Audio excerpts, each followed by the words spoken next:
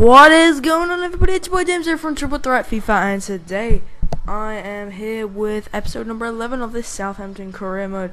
And first up, we do face Liverpool. But yeah, back with some more Career Mode. I'm really loving this. I've actually finished the season. I recorded like 4 episodes straight in a row. Actually 3 episodes. Sorry. I just recorded them all, and I'm now into the new season, but I haven't done anything yet. So what I'll do is I'll try and get most of these up over the weekend. This should be going up late Friday night. Depends on where you are, depends on where you live. But we do face Liverpool here at St. Mary's, and they're going to be one of our title rivals. They're sitting in 3rd, and we really want to get some space over them. You know, we really want to get some points over them. Try and knock them down a little bit because they're so confident. But that's a Liverpool lineup. Adam Lallana, the only one of the trio that left St. Mary's in the summer to face his former club at his former stadium. And Liverpool was certainly going to give us a test, and we had quite a scare of it. As you see Johnson here give it off to Sturridge, and you know, if we weren't going to close attackers down, that was going to happen. He's going to get free shots all day, and then that's what happened. Daniel Sturridge was let through, and it's a free goal basically for the England forward. And look at that. It was just really horrible defending, and really he should never have been allowed to be in that much space. And they should have and could have done a lot better to make sure he doesn't get out. But nevertheless, it's 1-0 to Liverpool, and we need to come back. But as you can see in the second half, Sterling gives it off to Coutinho. Coutinho cuts inside, gives it off to Sturridge, and again, the England international gets a goal through poor defending, and this is a common theme throughout the rest of the season. Like I said, I've recorded the whole way, and defending is a really major part of the scorelines we're getting. So you know, next season we're going to be definitely investing in some new young defenders. You know, I want them to be English or very young, you know, if like 22, 21, 20, and they're playing in a major club, you know, someone like Nastasic or something, or Mark Bartra. I can't think of any others right now, but we did go ahead and face Manchester United in the next game, and these graphics for Old Trafford are absolutely amazing. I support Man City, so I hate United, but the graphics, I've got to admit, they're really good. And Man United, they're 10 points behind us, but they could be in the hunt for the title, you know, if we start slipping up. And so we want to make sure they don't get the 3 points like Liverpool did. You know, we want to make sure that we win and we take home the 3 points. And for some reason, Anders Lindegaard is glitched to FIFA, where David De Gea never plays. I mean, I swear, Lindegaard is always in goal. I've never seen De Gea play, and it's crazy. I hate it. It's actually quite annoying. But as you can see, we did have a common theme with United of getting in high-scoring games, and well, that theme continued. Here, as you see, we got 1-0 down, which is not something to be happy about. But yeah, a high-scoring game with United. It was on the cards. You know, I think it was back all the way in the Capital One Cup. Quarterfinals, I do believe. Yeah, I think it was quarterfinals. You know, remember that game? That was like 4-2. I can't remember the scoreline. But Ryan Bertrand, with one of the crosses of the season, gets Danny Ings perfectly set up to score. And it's crazy because I actually genuinely didn't mean to go ahead and, you know, drive it on the ground like that. I actually meant to.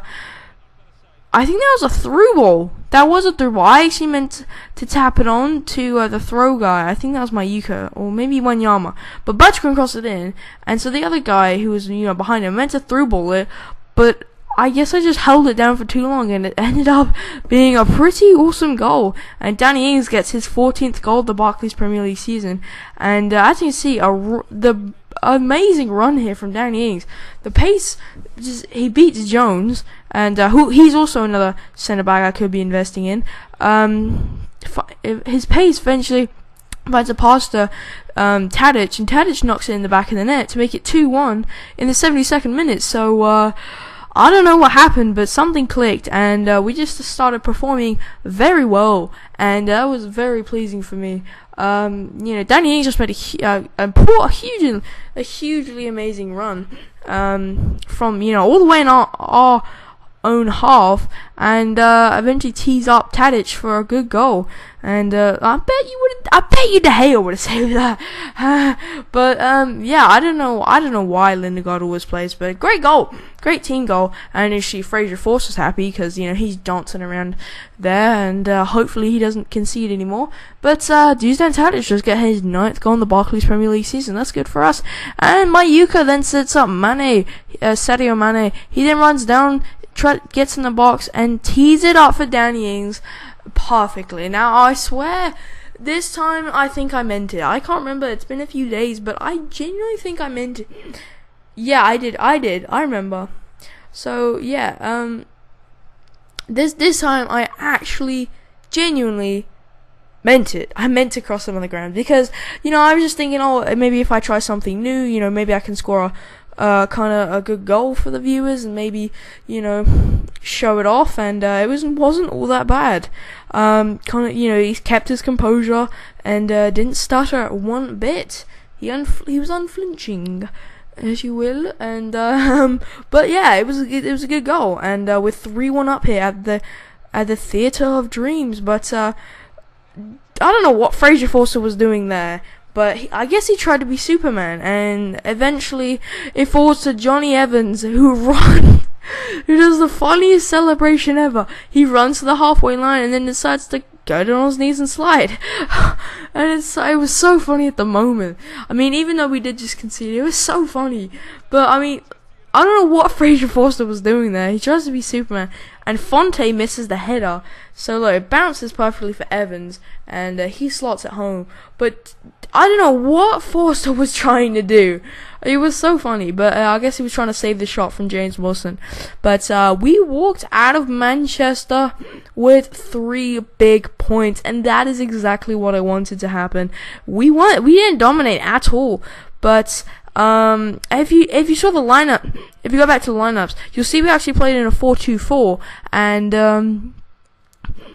I was going out all out attacking against the big clubs, and we did receive an international management from Bulgaria, but like I said, I don't want to manage anybody right now unless a huge nation like England or something, because England is obviously where I come from, and it's obviously who I want to manage, or maybe a developing country, in the world of football, maybe like USA, Chile, Belgium, maybe, I can guide them to Euro 2016, but that's in the future. And Sam Gallagher here has a shot, and Shane Long, back at his return to the Hawthorns, scores. And I'll be honest, the only reason why he celebrated that way is because I didn't know how to do the hands up celebration.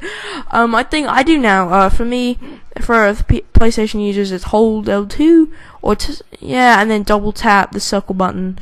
But yeah, I genuinely didn't know how to do the hands up, and I was pretty sad. I was pretty annoyed at myself that I didn't know that. But Shane Long does get his 11th goal on the BPL.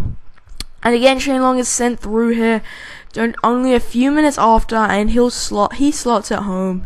And genuinely, like before, I didn't know how to do the that celebration, so I didn't do it. And so I kind of feel like a hypocrite because I didn't know how to do it.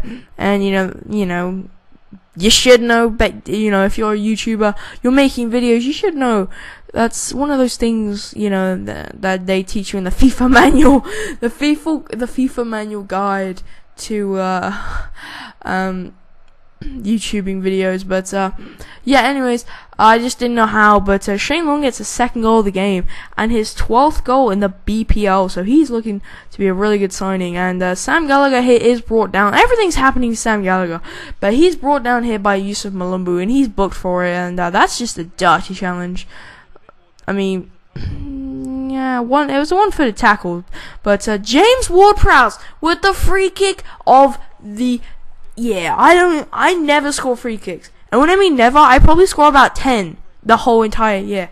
But James Ward-Prowse gets us off the mark. I think this is our first free kick. If it's not, then I'm stupid. But genuinely, I was so happy when this happened. I don't know. It made me feel warm and nice, and it just made me feel good inside when I finally scored a free kick. I know that sounds really weird, but hashtag no judging on this channel.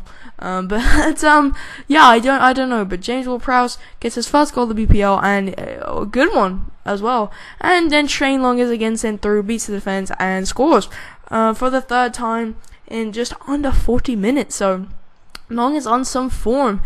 He's in some inspired form, and our strikers are really pumping out the goals.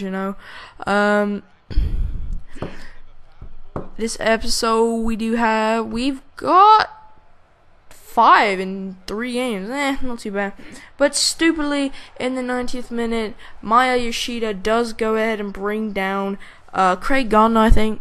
And he does only get a booking, but I was pretty mad at myself because it was the end of the game. I didn't even need to slide, as you'll see on the replays. I mean, he was away from me. I should have known not to slide, but Gardner rides the challenge, and rightly he should. But Yoshida does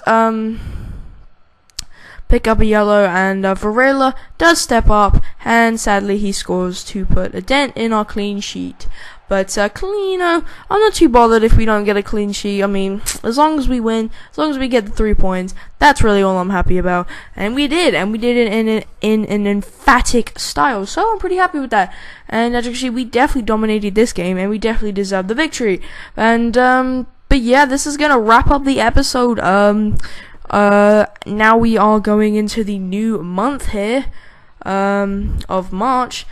We do have to do a squad report and table one. So here's the table look, and here's the bottom of the table. And as you see, the newly promoted teams, Leicester, Burnley, and QPR, are all in relegation zone. And the Southampton board come to us and say what an excellent job you're doing.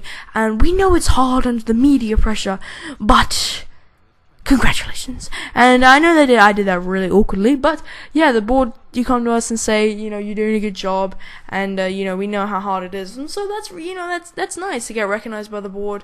But yeah, this is gonna wrap up the end of the episode. Just for seeing squad report. Josh Sims is doing amazing. I think he's gonna be one of those scout future shots. I mean, I haven't bought one, but he's 62 and he's 17, so this could be cool. But anyways, like I said, end of the video. If you guys have enjoyed, do go ahead and drop a like, subscribe if you're new around here, share with your mates if they like Southampton, and peace out, guys. Have a nice day. Bye bye.